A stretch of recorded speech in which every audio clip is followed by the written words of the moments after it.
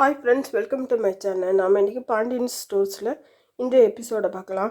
ஒரு வழியாக பாண்டியனை தேடி கண்டுபிடிச்சி வீட்டுக்கு கூட்டிகிட்டு வந்துடுறாங்க. ராஜோட அம்மா அவங்க வீட்டு வாசலில் கோலம் போட்டுட்டு இருந்தவங்க பாண்டியனை எல்லாரும் கைத்தாங்களை வீட்டுக்குள்ளே கூட்டிகிட்டு போகிறத பார்த்து என்ன நடந்திருக்குன்னு புரிஞ்சுக்கிட்டு கோலம் போடாமலேயே ரொம்ப வருத்தமாக உள்ள போயிடுறாங்க. பாண்டியன் வந்ததை பார்த்ததும் கோமதி ஏன் இப்படி பண்ணீங்கன்னு மனமுடைஞ்சு அலறாங்க. அந்த இடத்துல ஒரு மனைவியோட நிலையை அழகாக வெளிப்படுத்துகிறாங்க. நான் தான் தப்பு பண்ணிட்டேன், நீங்கள் எதுக்கு தண்டனை அனுபவிக்கிறீங்க, நீங்கள் எல்லாரும் வேலைக்கு போயிடுவீங்க, நான் தான் வீட்டில் இருக்கிறவ, இவளை பொறுப்பாக பார்த்துட்டு இருந்திருக்கணுன்ட்டு கோமதி சொல்கிறாங்க. கோமதி, நீ ஒன்றும் தப்பு பண்ணல, நீ அழாதன்னு பாண்டியன் மனைவியை தேட்டுறாரு. பிள்ளைங்க எல்லாரும் சேர்ந்து அப்பாவையும் அம்மாவையும் ராத்திரி முழுசும் நீங்கள் தூங்கல, கொஞ்சம் ரெஸ்ட் எடுங்கன்ட்டு சொல்கிறாங்க. குமார் வீட்டில் எல்லாரும் சாப்பிட உட்கார பாட்டி எனக்கு சாப்பாடு வேணும்ன்ட்டு சொல்கிறாங்க.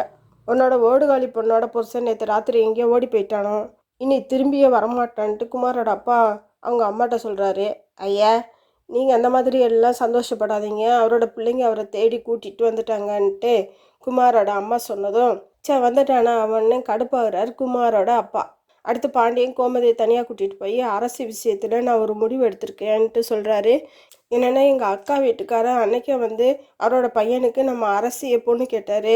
நான் தான் வேணான்னு சொல்லிட்டேன். இந்த சூழ்நிலையில் அந்த மாப்பிள்ளைக்கு அரசியை கட்டி வச்சிடலான்னு இருக்கேன் அப்படின்னு சொல்லிட்டு நீ என்ன நினைக்கிறேன்னு கேட்குறாரு. அரசு விஷயத்தில் நீங்கள் என்ன முடிவு எடுத்தாலும் எனக்கு சம்மதம் தான்னு சொல்லிட்டு கோமதி சொல்லிடுறாங்க.